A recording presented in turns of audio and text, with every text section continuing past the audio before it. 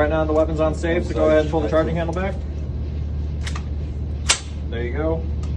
And this time you can skip the little semi-auto fire. If you want to go straight to full auto, go ahead. I'm just gonna